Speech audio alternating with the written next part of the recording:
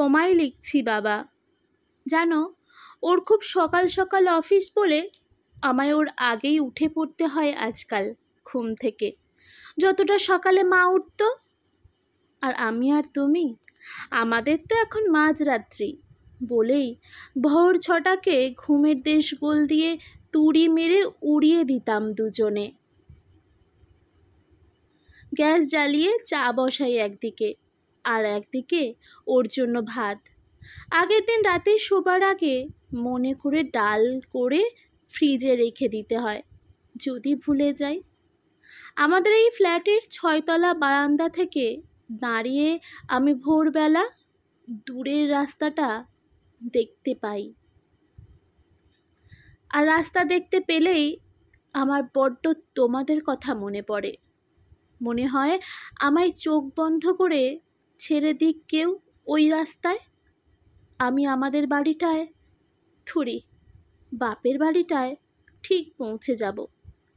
তারপর আমার যে ঘরটা ছিল তাতে ঢুকে অনেকক্ষণ ধরে ঘুমাবো, বেলা করে উঠব। তুমি মা দুজনেই একবার করে ডেকে যাবে, আর আমি ততবার পাশ ফিরে চাদর টেনে। জানো বাবা, আমি কতদিন একটু ভালো করে রাতে ঘুমাইনি। ভোরের আগেই ভোর হয়ে যায় মেয়েদের বিয়ে হয়ে গেলে। তুমি বুঝি এখনো দেরি করেই ওঠো? মাকে বলো খুব সকালেও এখন আমাদের মাঝরাত্রি। সারাদিনের রান্না কাজ সব শেষ করে যখন নিজের ঘরে যাই দুপুর হয়ে যায়। ওকে ফোন করি, খেয়েছোটুকু জিজ্ঞাসা করার উত্তর দিতে দিতেই বলে অফিসে অনেক কাজ, পরে কথা হবে ফিরে। আমি ফোন রেখে বারান্দায় এসে দাঁড়াই।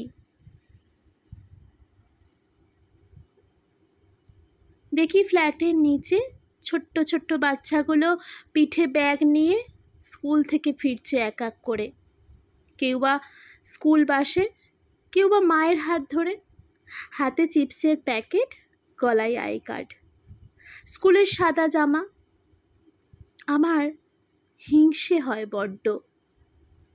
আমি চোখ ঘুরিয়ে নিয়ে আকাশের দিকে তাকিয়ে ভাবি, এই তো সেই দিন স্কুল থেকে বাড়ি ফেরার পথে তুমি আমায় শেখাচ্ছিলে এই বছরটা খুব ভালো করে পড়তে হবে, মাধ্যমিক জীবনের সবচেয়ে বড় প্রথম পরীক্ষা।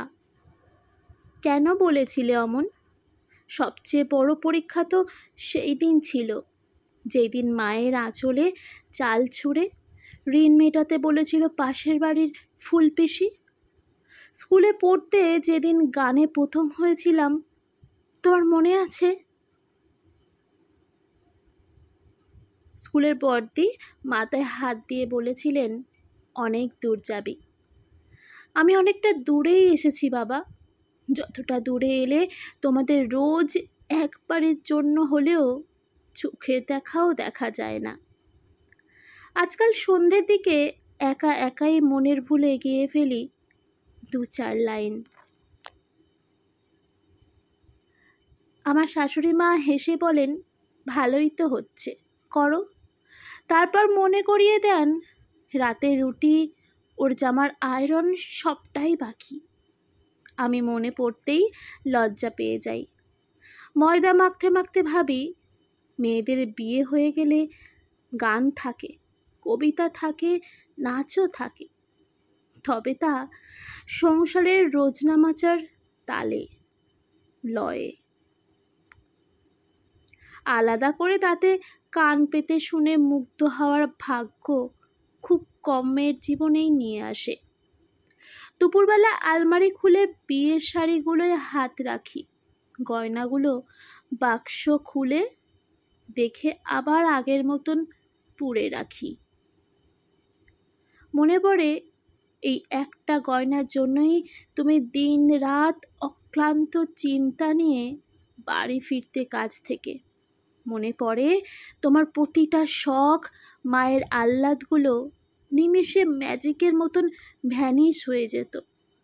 মনে পড়ে প্রতিটা অভাবের মুখে আরো অসংখ্য অভাবের গল্প লুকিয়ে, তোমায় আমায় বোঝাতে। এইটুকু দিতেই হয় মা। জানো, কোনোদিন বলিনি তোমাদের, যখন ছোট্ট একটা কাজ পেয়েছি কলেজ পাশ করে, বিয়ের কথাবার্তা যখন একটু একটু করে জলের মতন গড়িয়ে যাচ্ছে, আমাদের তিনজনার একতলার বাড়িটায়, তখন প্রায় দিন অফিস করে বাড়ি ফেরার সময় পৃথিবীর তোমার বয়সী সমস্ত পুরুষকেই আমার বাবা বলে মনে হতো। কেউ রিকশাতে কিংবা ঝালমুড়ি দিয়ে 2 টাকা বেশি নিলেও আমি একটু রেগে যেতাম না, দিয়ে দিতাম। শুধু মনে হতো তুমিও তো এমন আমায় খুশি করবার জন্য অক্লান্ত পরিশ্রম করে বাড়ি ফিরছ রোজ। শুধু মনে হতো তার বাড়িতেও আমার মতন বোধহয় একটা মেয়ে আছে বাবা, যার বাবার ইচ্ছা অনেক, কিন্তু সামর্থ্য বাঁধা। আমি ভালোই আছি জানো, পাখা, কম দামি রঙের দেওয়াল, সাদা মেঝে, মায়ের আঁচল, তোমার গায়ের গন্ধ সবটাই ছেড়ে আমি ভালো আছি বাবা। শুধু কখনো কখনো ঘুমের ভিতর আমি দেখতে পাই তুমি আমার প্রিয় গরম গরম জিলিপি এনে ডাকছো আমায়, আর মা বিছানার পাশে এসে বলছে, আর কত ঘুমাবি, দেখ তোর বাবা তোর জন্য কি এনেছে। আমি চমকে উঠে বসি, 2 গাল মুছি, জল খাই। মনে হয় আমি এখনো স্কুলে আছি, কড়া একটা ক্লাস চলছে, আমার একটুও ভাল লাগছে না, তবুও আমি ভান করছি মন দিয়ে পড়ার। অথচ আমি ছুটির অপেক্ষা করছি, তুমি নিতে আসবে। গেটের বাইরে ভিড়ের মধ্যে আমি ঠিক চিনে নেব তোমায়, তারপর ছুট। আমার ছুটি কখন হবে বাবা? বাড়ি নিয়ে যাবে না আমায়? তাড়াতাড়ি এসো না, আর কতক্ষণ আমি দাঁড়িয়ে থাকবো? এসো না প্লিজ, এসো।